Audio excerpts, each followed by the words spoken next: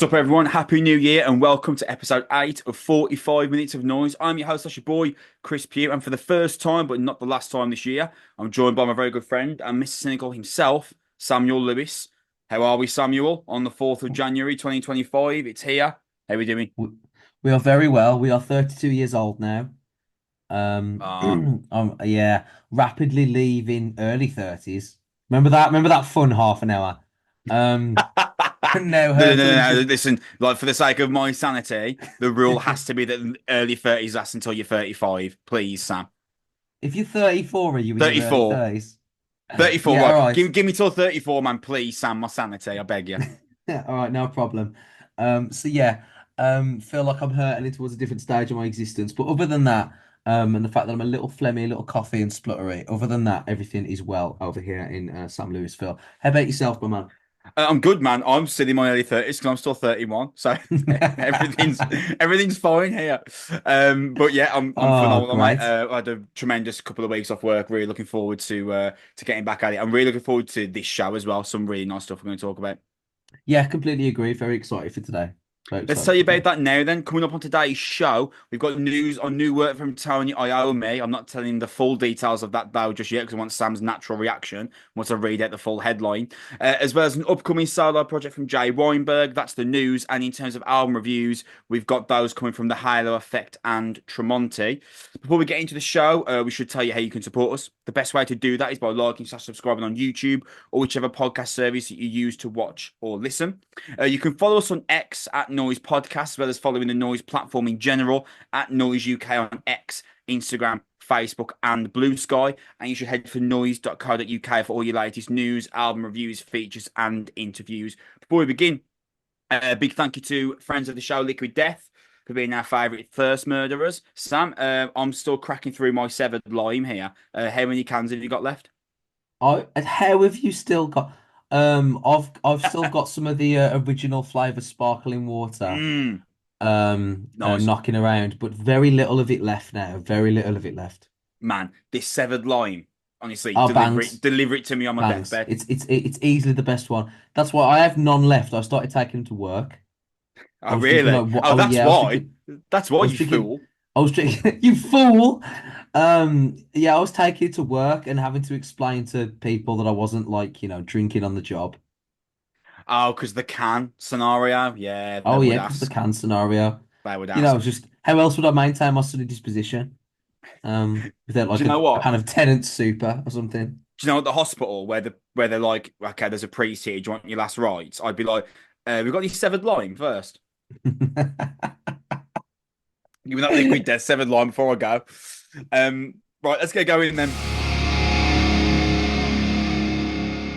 Let's move on to album reviews. Again, not a massive amount going on in the news this week. The first week of the year wasn't expecting as much, but there's plenty to talk about in terms of album reviews. We are going to start with the Halo Effect, March of the Unheard. It's out January 10th via Nuclear Blast Records. It's the melodic death supergroup's second album and the follow-up to 2022's Days of the Lost. For those unaware, the Halo Effect are comprised of five former members of In Flames, and though some of the members have also worked with Dark Tranquillity and Dimension Zero. So the Halo Effect are actually looking at five former members of In Flames. Actually, once you listen to them, you very much pick that up quite clearly. Sam, this record's a great way to start 2025, isn't it? It's a blinder, mate. It's an Mate, absolute blinder. this is a banger. This album is. I don't know, 5 seconds into Conspire to Deceive, the opening Yeah, track, I I was was in. like, oh, I was like, Yeah, yeah, yeah. okay. Within 30 seconds, I was like, God, me and Sam are gonna really enjoy this. This is a great album. Do you know what's interesting about this? The the Halo Effect. This is the first time I've listened to them, and they're referred to as a melodic death metal band. But I said they're a melodic No, death metal. not based on this. There are mellow death elements to them. But I think calling them melodic death metal This is closer is to power metal, man. yeah. I think that boxes them in. really unnecessarily so. I feel like that contains them in a way that isn't necessary or correct, actually. So I get the mellow death thing because at times you can pick it up, and obviously the In Flames influence. But actually, I think I'm with you. I think this is closer aligned to power metal and at times hard rock than strictly melodeath. Yeah, I think definitely with the power metal element, there's also some progressive elements, aren't there, with the harmonies and sort of the acoustic work and stuff. This is like evolutionary like Iron Maiden style stuff, and you can absolutely hear the In Flames, early melodic death metal stuff in the 90s, kind of sort of moving into this modern sphere. But really, it's like a power metal slash progressive metal slash occasionally melodic death metal, but really sort of like closer to traditional metalcore at times, um, than particularly one death metal infused sort of interpretation of this. This kind of sounds like if Children of Bodom were still making music, but you sort of like sped everything up on 1.5 speed a little bit as well. This is class.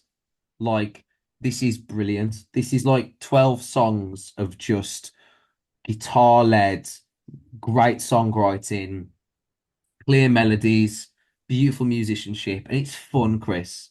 Oh, It's it's so fun. It's so enjoyable. much fun. Dude, there's so many moments on this album where I thought, God, this could have closed out an episode of Vikings or The Last Kingdom. And I mean that as the most complimentary way possible because it's cinematic, it's forceful, it's stomping. Honestly, excellence all over this record. Yeah, could completely agree. The first three songs are just unbelievable. Like Conspire to Deceive, melodic and enjoyable, like with the prog metal power metal sort of elements to it as well. Detonate is just terrific. It's just immediately sort of bursting through the barrel, sort of Big Bird and the door down a little bit. And our Channel to the Darkness, I just love the opening on that. That sort of like melodic start, immediately kicking into breakneck stuff to follow. It's just terrific. And then they also toggle that with some like real moments of beauty, like the Curse of the Silence is just gorgeous. Yeah, that's a Um, beautiful interlude. And do you know what? Sorry to interrupt. no, How no, sure. beautifully does that interlude blend into the title track? It's Absolutely. so good. It's so good. I completely agree. At its best, it's just glittering, glowing, power metal at times, and it's just wonderful. I can't I can't really fault it for what it is. Like it's I had such a great time listening to this, um, like and just some of the solo work and some of the melodic sort of figures that the guitarists come up with as well.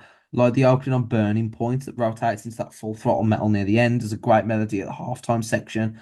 But like throughout, it's really just it's like 11 great metal songs. But then there's the coda at the conclusion Mm. where it's just like this beautiful acoustic sort of what feels almost like a lovely compilation of all some of their earlier ideas reimagined into sort of this acoustic piano-led version. It's just beautiful and really sort of concludes the album in this wonderfully theatrical and melodic way. I had a great time listening to this. I've pre-saved it on Spotify. Like I'm in. Like this album's Yeah. really good. Um, for what it is, in terms of the context of the genre, you really couldn't ask for better. No, you couldn't. Um, I actually have no criticism in terms of the songwriting. I think the songs are all fairly of this 7 to 9 out of 10 capacity within ourselves with occasional highlights. There's very few low lights. If you're a fan of this particular type of music or you're a fan of In Flames or any of the previous sort of metalcore adjacent bands that were popularized in the mid to late 2000s, then I just don't see a reason why you're not massively into this. Like I've got friends who love Coheed and Cambria and Power Paladin and Dragon Force and bands like that who would adore this. Yeah. I've got friends that like sort of Amon Amarth and bands of that nature that would really enjoy this as well. And me and you who pray at the altar of like Architects and Machine Head and Periphery and bands like that, the real serious kind of progressive metal bands. We love this too. Um I think this is as good as you're gonna likely get for a metal album. This is just so enjoyable and so fun and not at all taxing. Like No. I'll be honest, sometimes you listen to metal records that it does feel like you kind of need to be in a certain frame of mind or kind of be like prepared for Like, when you sit down and watch a film, like The Brutalist is coming out, right? Like it's a film about a Holocaust survivor from Hungary who becomes an architect in New York, and it's supposed to be incredible, but it's 200 minutes, Chris. I'm gonna watch it, like, but Yeah. I kind of, you know what You I got to mean? prepare yourself for that. You Turn got to the get yourself the turn right the frame of turn mind. turn the phone off, close the curtains. You know what I mean? Really focus and get into it. And there's been a lot of records over the last couple of years that I do feel like I've had to like sort of prepare myself for. I could Yeah. put this on at any time. I could play this at 10:15 in the morning at work. I play this at 7 o'clock in the morning driving. I could play this cooking in my own kitchen at home. I'd have a great time. And there's something to be said for that level of versatility because those are the albums that really sort of stick with you. And I just really love it. I really, really love it. This has been a terrific start to the year and a terrific start to our podcast again. Wanted to mention something. I agree with basically every single thing you said about the songs that you mentioned. I want to in particular shout out to Mikhail Starn, who's the vocalist, because he kind of reminds me, or I had like a certain kind of feeling of Lars Petrov from the late Entombed vocalist, who also Swedish. Um, at time he's got this kind of like utterly hellish and like scathing tone, but there's this kind of vulnerability to it as well that gives you like some kind of like a human touch to the record, and it. As opposed to just sounding something over the top and exaggerative or dragged from the fires of hell, there's just this vulnerability to him. And what I thought was a really interesting touch from the album is on Forever Astray and Between Directions, that 1-2 punch. But it's the one moment in the record where there's singing involved. And I thought that was a really intelligent touch in terms of the track listing format of the record, because up to that point you've been hit by like 8 huge, enthralling, emphatic power metal songs, and they just come in with this sense of melody, which can be something of a concern, I suppose, if you listen to this and you're a big power metal or death metal fan. But actually, Between Directions, how well does it work? Yeah, it really, really does. Singing works really. It's just complete. It's a complete sleight of hand, and you don't. It's not something you predict, but it works really, really well. I think that's probably the best thing about the record. You've got these 8 brilliant kind of chest beating power metal tracks, and then there's 2 that run off the back of each other where there's this kind of singing and melodic impact. Really beautifully written. I completely agree. I completely agree. I think there is a versatility within the album itself as well, isn't it? Sort of, it's not just like every song follows the same blueprint, and that's something that like you naturally concern yourself with sort of 4 or 5 tracks in when you think, okay, am I going to end up giving the review where it's like I really like this, but then the last 2/3 kind of felt a bit repetitive. But actually, there is enough here from a depth standpoint to sort of assuage any of those concerns. Like, I agree with you on Between Directions. I agree with you. I agree with you on the rest of the. I agree with you on the rest of the record. I think if you listen to sort of March of the Unheard, the title track, it's got this Iron Maiden weight to it, but it also doesn't exactly sound like the opening breakneck style that we had in the first couple of records either. First couple of tracks on the record either.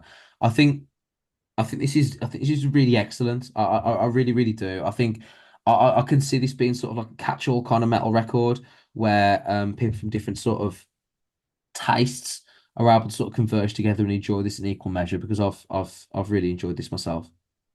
Absolute chest beating, enthralling barnstormer of a record. This is Yeah, brilliant way to agreed. start the year. If you're listening to us, you need to listen to this album. You need to see it on the 10th of January. Absolute brilliant. 100%. What a way to end. That is where we're going to leave episode out of 45 minutes of noise. We are going to be back in 2 weeks' time, and we're going to be reviewing new records from Vukovi and Harakiri for the Sky. Just as a reminder, before we head off here, the best way to support us is by liking/subscribing on YouTube or whichever podcast service that you listen to. You can follow us on X at Noizze Podcast, as well as following the Noizze platform in general at Noizze UK X, Instagram, Facebook, and Blue Sky. You should head to noizze.co.uk for all your latest news, album reviews, features, and interviews, and a big final send off to our boys, Liquid Death, being our favourite thirst murderers. That's going to do it for episode 8. We will see you in 2 weeks' time. We're chatting Volkovi and Harakiri for the Sky. Keep it heavy. Thanks for listening. We'll see you later. Bye.